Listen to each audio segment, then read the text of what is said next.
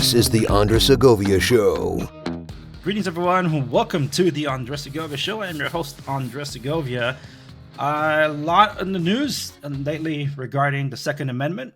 A lot of stuff being talked about it because of a lot of what's been happening covered by the news. That doesn't mean it is new, but it is in the news more often. And in the opinion of yours truly, a lot of it tends to be propaganda. So I decided, instead of me talking about it, I wanted to bring someone that's very knowledgeable in this field of firearms and safety and usage thereof. He's a pro in the field. And that is a great American, a real hero, even if you might not like the title, but I'm giving it to him anyway. And that would be Boon. Thank you so much for being on the Andres Segovia Show again. It's a pleasure to have you on, man. Thank you for having me again. Pleasure to be on again. Yeah, and for those that are unawares, Boon is co-author of a book called Benghazi, Know Thy Enemy. It is available around multiple book publishers and Amazon. I think the Amazon thing is at least fixed by now, right? It is, yes. You can get it on Amazon. You can get it on Barnes & Noble, ScarMedia.com. Yes. Yeah, get learned, folks, because the enemy is still out there. For those that are unawares of your background, can you tell them about what you did professionally? Sure. Professionally, I've started in the United States Marine Corps for about 8 years. Then I went into law enforcement for about 6 years. After that, spent a lot of time overseas, ended up doing law enforcement, protective security on the government level. And then that's when I ended up with the Central Intelligence Agency with their global response staff for about 12 years. I'm also a full-time firearms and tactics instructor, and I run threat management solutions and shootingclasses.com. Those are the two things for what I remember from our initial conversation, law enforcement and now an instructor, basically, especially because law enforcement has really been in the news a lot for the past 3 years, defunding, abolishing, all these different things. And look at the chaos that we see in some of these major cities. Off the air, I told you about some of the stuff it's not hitting close to home. It is home because I live and work in LA County, Orange County, and the like. For anybody aware of that regional area, you would know that it's hit a lot by these crime waves. Compton. I grew up in the Compton-Watts border. Okay? Rodney King riots. I remember it like yesterday. I remember the fire bombings. The guy being taken out of the big rig was just a few blocks from where I lived. You know, all these things. I saw them unfold, although at the time I didn't understand them. And not to dwell on that per se, but the thing is, it just feels like history is repeating itself. But now where there's a movement that is blaming police force and all that. There's something that you mentioned that you learned through that in our initial conversation, which was psychology. And I guess to get the police talk out of the way, do you feel that our police can use better training, or is it that they're just misunderstood? No, it's definitely a training issue, but it's also a perception issue. The law enforcement job, especially for what we would call like a patrol officer, the officer you see in uniform every day driving around in the marked car, his or her job is extremely, extremely difficult. Not only are they charged with enforcing laws and keeping the peace, but they're expected to have these skills that they're not trained for. For instance, they show up to a domestic incident and they're expected to be psychologists or mental health professionals and deal with all these complex problems. When you hear about police, it's usually a bad shooting or use of force, something like that. But we're never told about all the contacts they have every day with citizens where no one's beaten, no one's shot, and they're actually helping people, or it's a peaceful resolution. So a lot of it's a misconception, the perception of law enforcement. Usually when a cop shows up, it's something bad. It's part of their job. They're enforcing law, responding to crimes. So that's negative right there. If you look at it, if the police show up, oh man, something bad happened. And we need to change that mentality because they actually are providing a service that we actually need.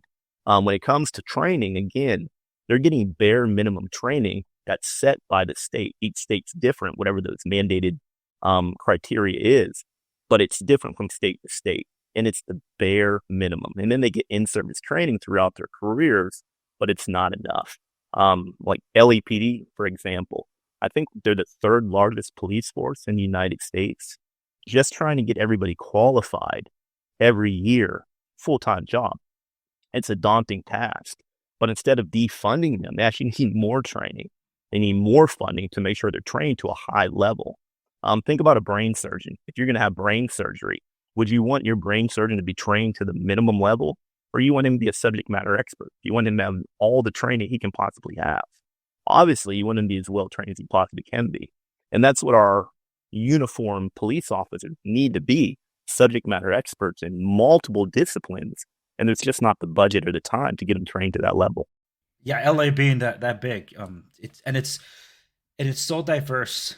Some people might not respond the same way as others for XYZ reasons, whether it's economic levels or it's what's considered the more educational levels. It is very different, and that's why when you mentioned studying their psychology, they're studying their body language. When I had asked you how did you guys go from that 1 mile from the car blockade to the villa, it's like, well, how can you tell friend from foe and kind of things, and that is something that I'm assuming you didn't get that kind of training at the onset for your law enforcement career. It's something that you learned along the way.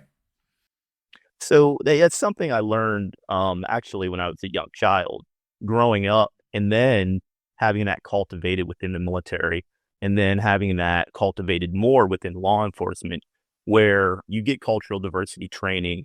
But being in law enforcement, because you're around criminals so much, you tend to pick up on their mannerisms. And then when I actually went to the intelligence community, they actually train you on things like that. And that kind of put it all together. But it's a combination of experience from just growing up where I did as a child, then throughout the military, law enforcement, and then actually getting some of the best training you can get on the subject within the government intelligence community.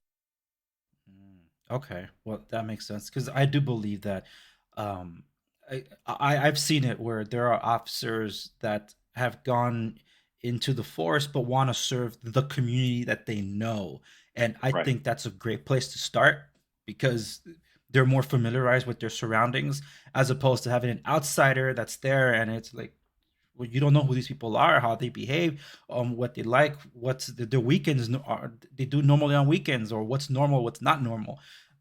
And I think that's it's a lot of this. I don't know how much of the funding is coming from the federal level or even the state level, but I do believe that it should be local. That local needs to look after local. I think there's too much influence where they're trying to make the rules that all the way at a higher level, and it's like, well, it's not a one size fits all.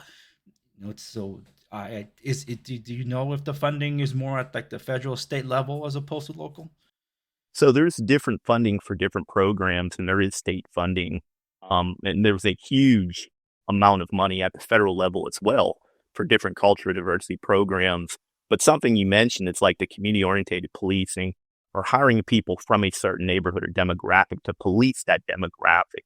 That sounds good, but in practice, it hasn't turned out too well.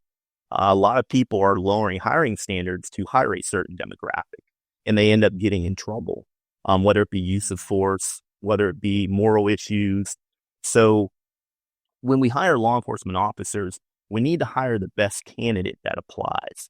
But when it comes to dealing with certain demographics or certain neighborhoods, you're spot on with a lot of people might not know the intricacies of that neighborhood and those cultural differences and sensitivities. But that's why being a law enforcement officer is so important, that you have diversity and you're a people person. You know how to deal with all walks of life based off of just respect and morals and understanding the area you're in.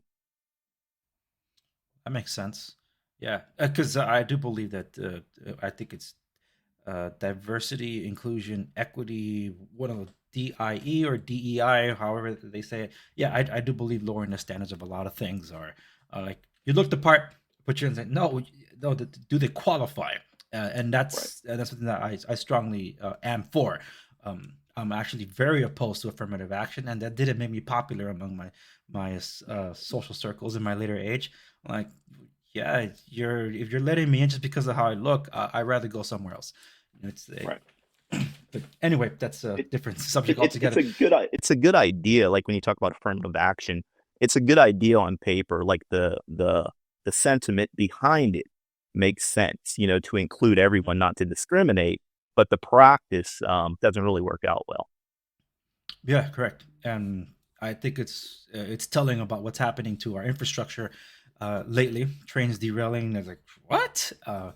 Or FAA having to ground all the planes. Maybe someone didn't hit the eject button when they pulled the USB. I don't know. But the point is that all this stuff wasn't really happening before. But I can see a common denominator. What actually changed? That's maybe cause and effect. Don't know.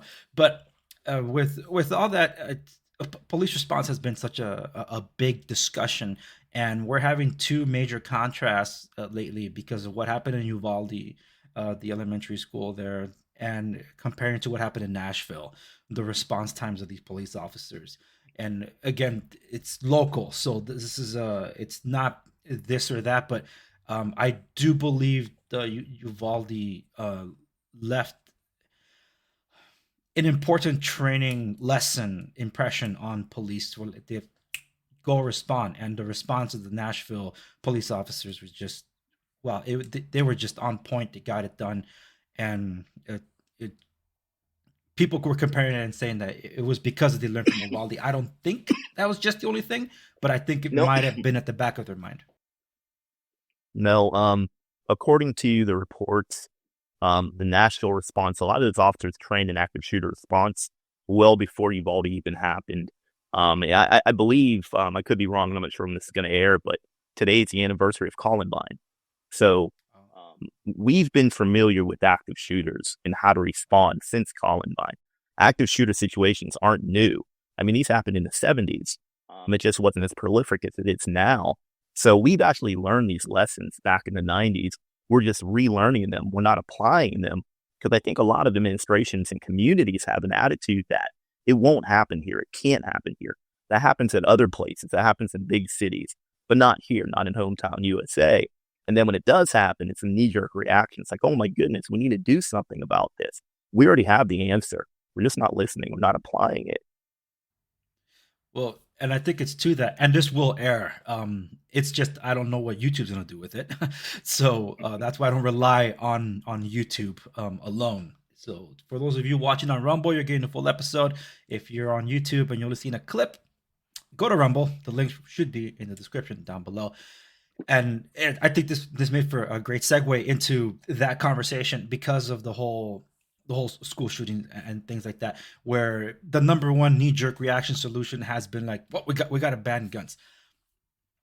It's that could be a conversation in of it itself, but on its face, it's absurd, absolutely ridiculous, and I think it's highly insulting to those like you that have fought, served, paid a price, and some that that paid the ultimate price to preserve our rights and freedoms, being the Second Amendment among them. With all this discussion, you mentioned something, and I don't know how much you're able to talk about that, but what solutions were proposed after Columbine? Because yes, that was one of the most horrific ones that in memory. So one of the problems was, but besides the banning firearms issue, which always comes up, but one of the problems from a law enforcement perspective was because most patrol officers don't have the advanced training that a SWAT team does, the SOP, was to lock the school down and then wait for a SWAT team arrive who had more numbers, special weapons, and tactics who could deal with the shooter. So that costs time, and that time costs kids' lives. So they stopped that, and they're like, look, during an active shooter situation, we don't have time to wait for a SWAT team, which at best could take 45 minutes at best, if not longer, depending on where they respond from, whether they're full-time, part-time.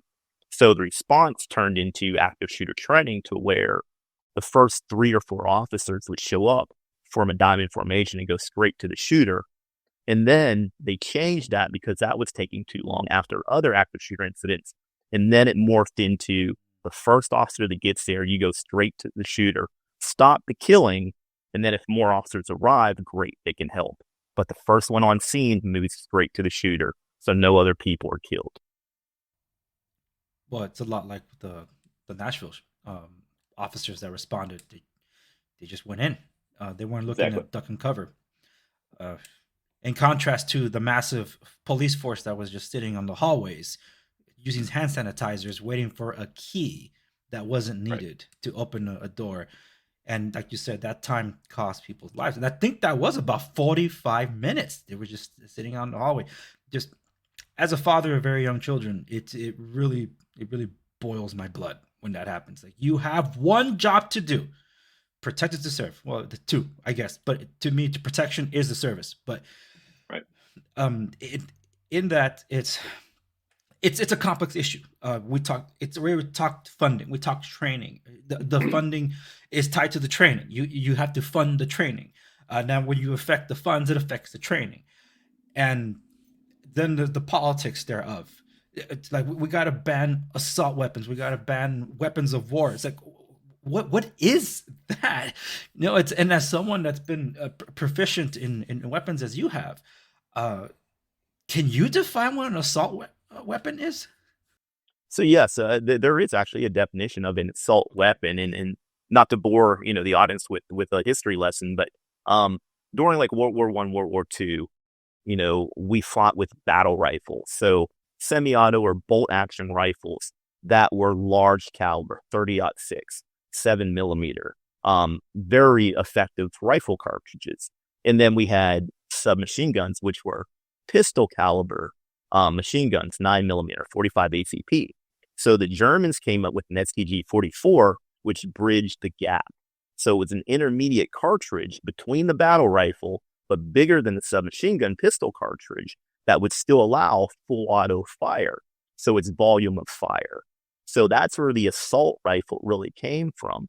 So the assault rifle is a select fire carbine or rifle that fires an intermediate cartridge, which is referred to as an assault rifle cartridge, like 7.62 by 39, 300 blackout, 5.56. In a military context, it has to be select fire. We don't have weapons of war on the streets of America. You can't buy them legally. I mean, criminals can get whatever they want, but legally, an AR-15 is not a weapon of war. A lot of people think that an AR-15 means assault rifle. It doesn't. It means Armalite rifle, which was one of the original manufacturers who manufactured the AR-15 along with Knight's Armament. So an assault rifle is a classification of a weapon system, but it's a military weapon system that is not available to the civilian populace. Yeah, and I'm glad you highlighted the difference, and that wasn't boring. That's, for someone like me, super interesting. So thank you for going on that to give us a discussion of what the origin of that is, because a lot of people are just tuning into the sound bites that are being run in the media, in the news media. They're like, it's the AR-17. It's like, what? Do you even know what these things are? Do you even know what caliber they are? It's like, what are they doing carrying 1,000 rounds on them? Like, I didn't realize they're walking around with machine guns.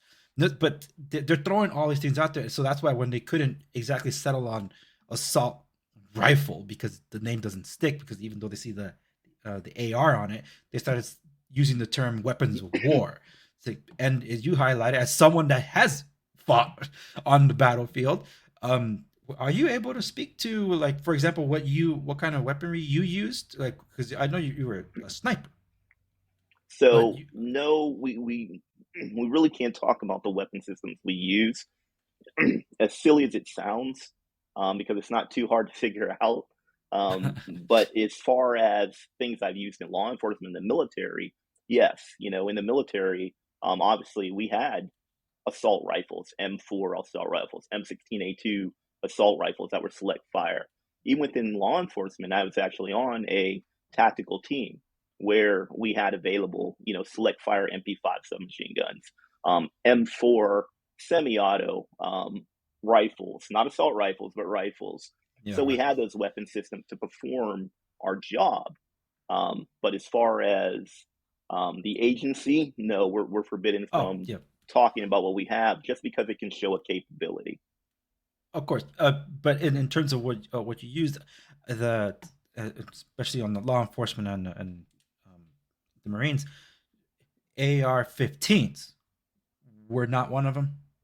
No, it was not. No. And again, that's a civilian designation for a semi-auto rifle.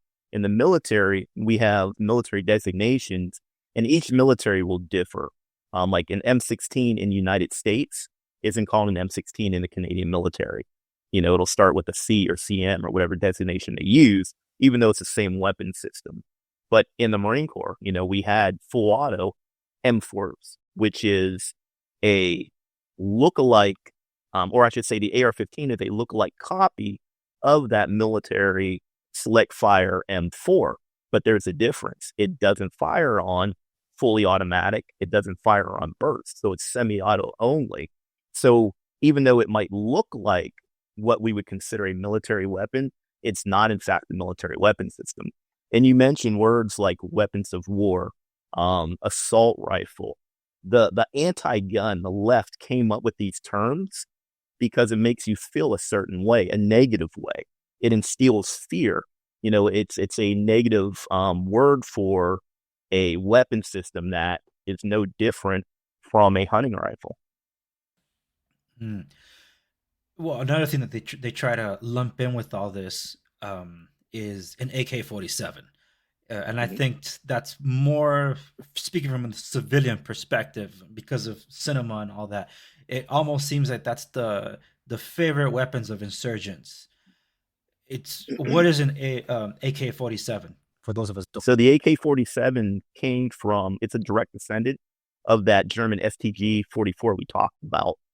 It's a mass-produced weapon that fires a 72 by 39 caliber, which is a 30 cal, but it's a short 30 caliber.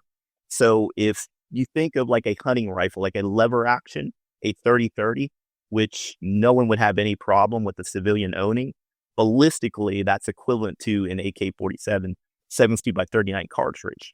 So the AK might look menacing because it's known for a terrorist weapon, a revolutionary weapon, or insurgent weapon, or the weapon that the Russians used during the Cold War. So it's like an enemy weapon or a weapon from Vietnam. It's no more effective than that 30-30 lever action that you grew up hunting with. I see. It just so happens that it's, I guess, in those regions, it's just cheap and easily accessible. I'm assuming. Is that why it's so common? Well, in third world countries or parts of Africa, parts of the Middle East, now those are true assault weapons. Those areas have been flooded with these weapon systems because of unstable governments, revolutions, things like that. So those are true assault rifles, but that's not what we have in the United States. You can buy a semi-auto replica of an AK-47 in the United States, but it's just that. It's just a semi-auto rifle that looks like an AK-47. And again, ballistically, it's no better than a 30-30. Okay, but there are differences in what if someone say were to get an AK-47 in the United States versus those other regions, in unstable regions and stuff. That those are very different. Those are the weapons of war or the assault rifles, as you mentioned.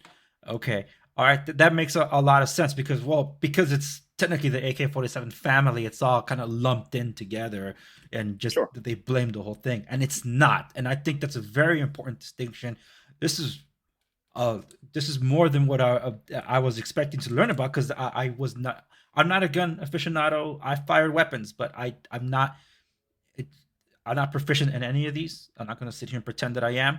And I'm glad I'm talking to somebody that's very knowledgeable in all this because I think I reflect a lot of the American population that thinks they know about it. And the worst part is these people that absolutely have no idea about anything are speaking like they know better than you. Someone that's actually used them. I keep thinking back to there was a still that was shown by from the Kyle Rittenhouse case, and it was the prosecuting attorney, and he was trying to display how supposedly Kyle Rittenhouse held up the rifle, and the dude's holding it, no trigger discipline, and aiming at the jurors. Thank God it was unloaded, but there are accidents where people think it's unloaded. Even people that were well experienced in guns, they were handing me a Winchester lever action rifle from 18 something, and they just had it in storage, and I'm like, oh, that's awesome because I've always wanted to try it. And before they handed it to me, it's like, I haven't handled one of these. I need to make sure it's unloaded. And it's like, oh yeah, of course, because here are the bullets. Then you just do this, and then there goes the bullet. Like, There it goes. So it did have one, and it just one shot. Like, okay, so now it's empty. Yes, it is. And then I held it. But a lot of people, they don't know anything about these sort of things. So I don't like that they do grandstanding to hit a political point, but then when pressed on the issue, they can't win the argument. Instead of listening to people like we should be, like individuals like you, um, a former coworker of yours, Tig, who's he's launching his podcast to be covering a lot of this. I think Tig works at a gun shop, right? In Colorado Springs.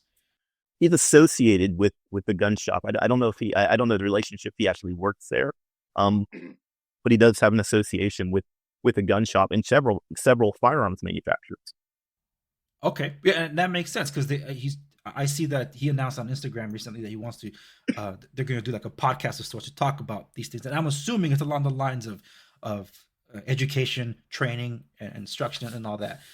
Listening from individuals like you, you mentioned that you're an instructor, and you're an instructor at the school. How's your association with that school? If you can talk about that. So no, I run a firearms training company.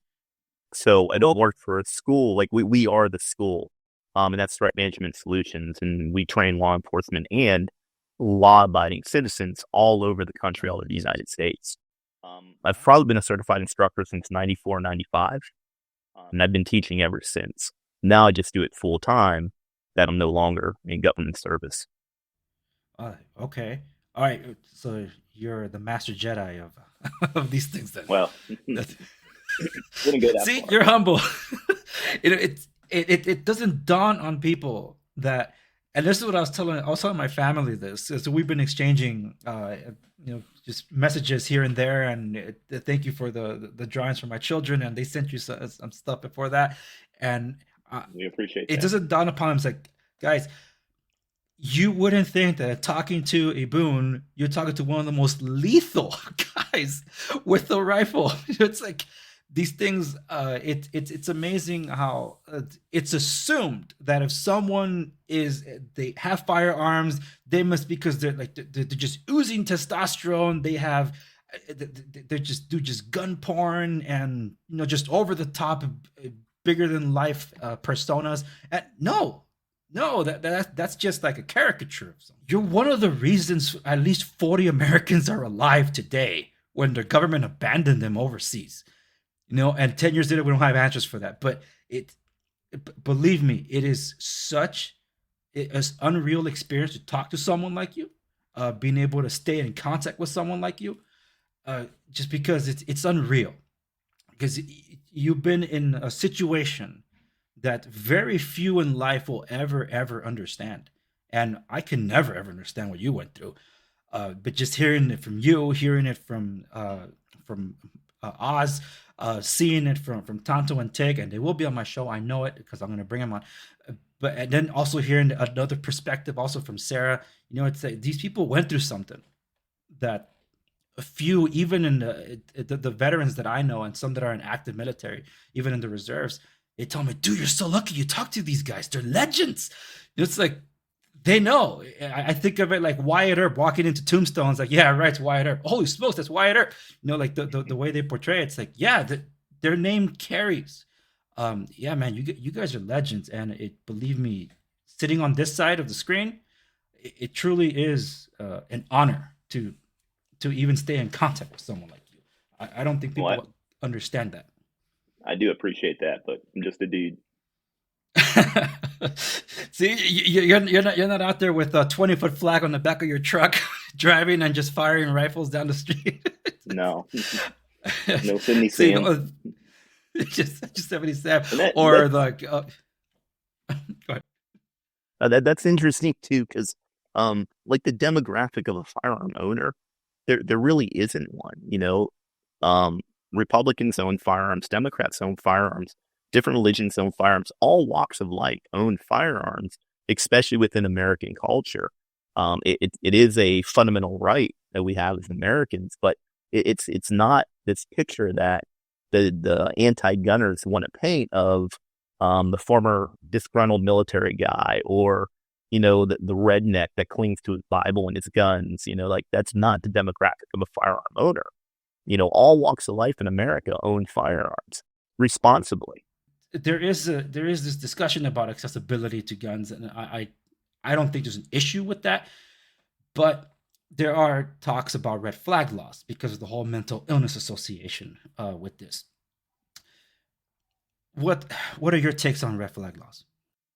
So, just to back up, one of the things we learned from Columbine that I failed to mention was we started to be able to identify or look for other red flags of mental health issues. And it became paramount that schools got more involved with, the children. Are they having problems? If there's something going on in the home, looking for mental health issues to prevent these things from happening.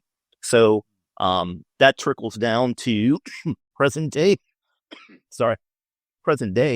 to where we have these red flag laws. And I think they're good intention, but I think they can kind of infringe on our constitutional rights and due process. It's one thing to have evidence of someone planning to or about to commit a crime. It's another thing for someone who's uneducated or has some type of beef with someone to report that, hey, this guy has guns, I think he's going to do something, and then legally have law enforcement be able to come into the home and seize those firearms. So I think red flag laws are good intentioned, but I don't think that a lot of them have played out in a constitutional legal manner up to this point. I would agree with that, because to those that say that we need red flag laws, and there's a concern in your state of Florida that your governor has actually supported this, that he's waiting for something to come along the lines where he can sign this. I hope he doesn't, because it's a double-edged sword. But if the red flag laws have worked, why didn't then our federal intelligence agencies act upon the shooters, such as Buffalo, Nashville? They had him on the sites for, in some cases, an average a year. So they knew about this and did nothing. So if red flag laws were meant to be the deterrent, it's not. And this whole idea of a law-abiding criminal, it's like, oh, there's a no gun zone here, therefore I should not go there. It's like, no, it's in the criminal by definition means they do not follow the law. Because if all these rules worked, and people say, you gotta stop bringing up Chicago, that's because you refuse to see the truth. There's the strictest, the strictest gun laws in the country, and look at the absolute chaos that's happening over there. And that's multi-pronged, not just with how strict the gun laws are there, the defunding of the police, and this new mayor's worse than Lori Lightfoot, and all the chaos that's happening just in the past few days since before we are recording this. It is absolutely bonkers. Like, is this society that you want? Because this is the test that you all want everywhere. It is really frightening to see that that's what some people say that's our solution for a more civilized society. That then becomes a question, because it kind of tended to mental illness, and I'll circle it together here in a bit. Armed guards at our schools, yay or nay? Yes, absolutely. And I'll tell you why. So we have, again, a perception of we can't turn our schools into prisons. Well, they're not.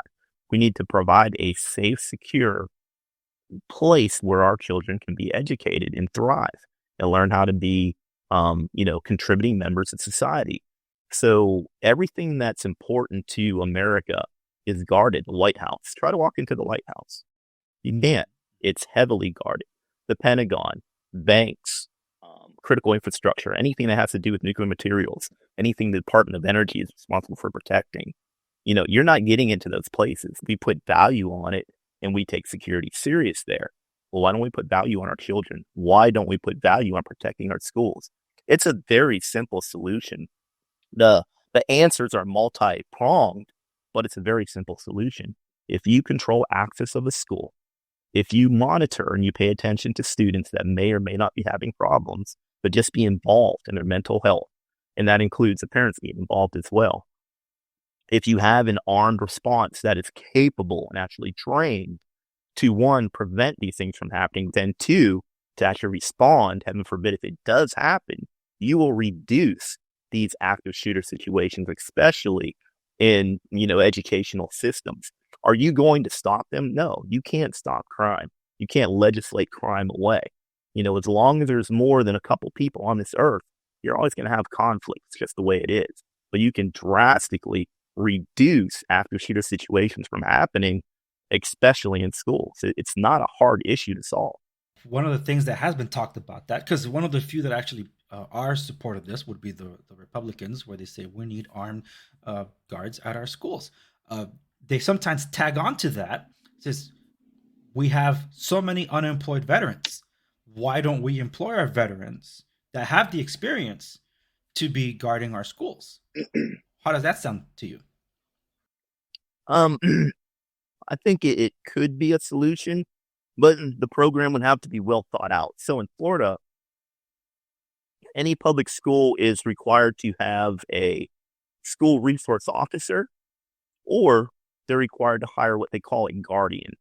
And a guardian is a private security officer who is trained by the sheriff's office to be in that school and only react to active shooter situations. And normally they hire either veterans or former law enforcement. I think that's a good start. So the idea of hiring veterans, it's a good source to find qualified candidates, but it doesn't mean that just because you're a veteran, you would be the right fit for this job. Correct, and that's, I think, the nuance that kind of goes missing in that, because that does connect, is what I'm trying to say, back to mental health, because there has been an issue that has been neglected in our veteran community with respects to that in struggle of mental health. I think it was a former service member that did the Atlanta massage parlors shootings, if I recall. I could be wrong about that, but the fact that this is something that's also I don't want to say prevalent, because that's it's wrong to say it that way, but it has been an issue that's neglected in the community, which is why I thought, like, well, yes, but we still need a vetting process of very strict in that sense, because if we're saying that some of these mass shootings has a mental illness issue, I would hate for even that idea that someone that's mentally unstable being the one that's guarding the school, whereas Absolutely. that just, it's terrifying. But um, I'm in favor of prioritizing our veteran community to hunt for the candidates from there. And if they're not there, then proceed to the next stage. But Right. they are an underserved community that absolutely need our attention and need our funding. Now, with respects to because you also train civilians, armed civilians. It's, if someone's shopping for a firearm, but they're also shopping for a school, what should be among the first things they should look for to get a So, trustworthy place? so when it comes to the firearm has to fit their hand. So they want something that feels comfortable, which is very subjective, but they want something that fits their hand to where they can actually wrap their hand and get a good firm purchase on the grip. It will allow them to manipulate all the features of the firearm, whether it's a slide release, the magazine release, or if it has a manual safety, without shifting their grip. And then their finger should rest, or at least the first pad of their finger should rest naturally on the face of the trigger, without them shifting their hand. So they have to fit their hand to the gun, which really isn't easy to do for a lot of people if they don't have experience, because they don't really know what it should feel like. So that's very subjective anyway.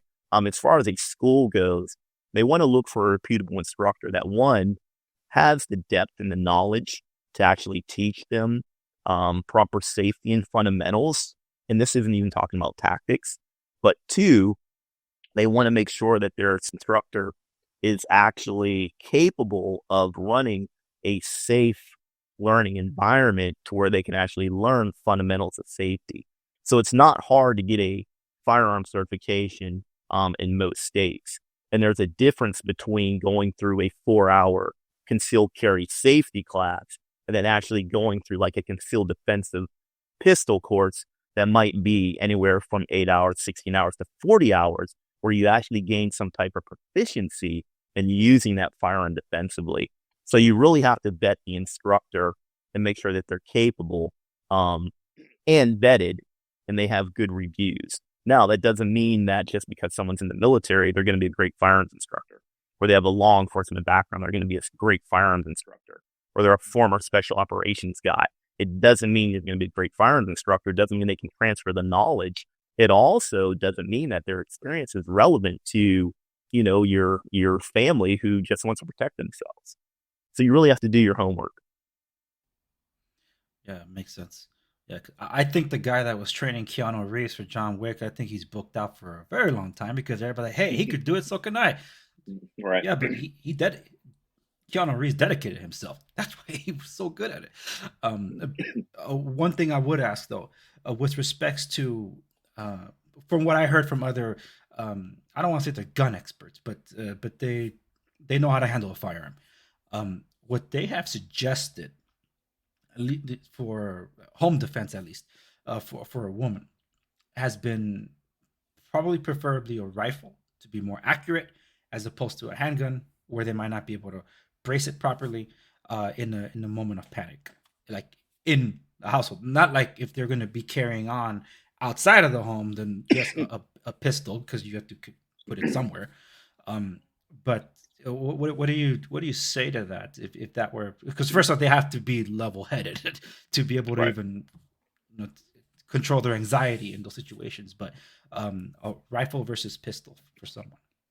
So it's a multi-answered response. One, we don't separate gender when it comes to protecting yourself. What is good for me will be good for a female. So, two, the rifle is a very good choice with, excuse me, with the right ammo. Excellent choice. With the rifle, you have 4 points of contact. It does stabilize it. And ballistically, it's superior to a pistol. What you lose with the rifle is flexibility. As far as a pistol being used for home defense or a rifle, you need training with either one. So it's kind of like a moot point. If you have the training, then a rifle would probably be more effective. But if you don't have the training, it doesn't matter if you have a rifle, a pistol, a shotgun, none of those choices are really going to help you much. So first is the training, having the mindset and willingness. Then a rifle would definitely be more effective than a pistol. Sorry, I'm dying Makes over sense. Sorry. And I think that's real good advice there. Yeah, because some people did try to separate it by gender, and I understand where they're coming from on that. But it's like, well, let me find out from instructors because they're not instructors. Only because I want to make sure you're not actually dying. Well, I want to make sure you don't lose your voice. But if there's any parting words for the audience with respects to like this whole issue, we covered a wide range of things, and we're not even scratching the surface on any of them. But I think it was important to highlight that in a way it's all connected. But if there's an advice that you can give to our audience, if any, you can feel free to share it. Don't let the anti-gun divide us. Regardless of whether you're, Republican, Democrat, your Second Amendment right is for both sides, both parties, to make sure that we're able to remain free. That's the bottom line. It's not for hunting. It's for making sure that our government doesn't become tyrannical and take over the people. The people actually have the power. As far as mass shootings go, it's a mental health issue. It's not a gun issue. We have over 270 laws on the books already. We just need to enforce them. We don't need new laws to regulate guns. Law-abiding people should be able to buy firearms to include semi-automatic rifles, standard capacity magazine. They're law-abiding. They're not the ones committing the crime. We need to get tough on the people who actually commit crimes, the criminals, and actually sentence them and stop being so lenient on the sentences. If you're looking for, when it comes to firearms, if you're not familiar with it, just remember, keep your finger off the trigger, make sure the weapon's unloaded before you manipulate it, and make sure that the muzzle's never pointed at anyone, and that will reduce any type of negligent accident. for anyone that wants information on your school. And so you can send me the links for everybody else, including those of you listening on the podcast. Those links will be found in the show notes accompanying this episode at www.teamsegovia.com. Boon, it was a pleasure the first time. It's awesome to have you on again. It's great to have you, and who knows, maybe I'll have you again in the future. I'd love to. Thank you.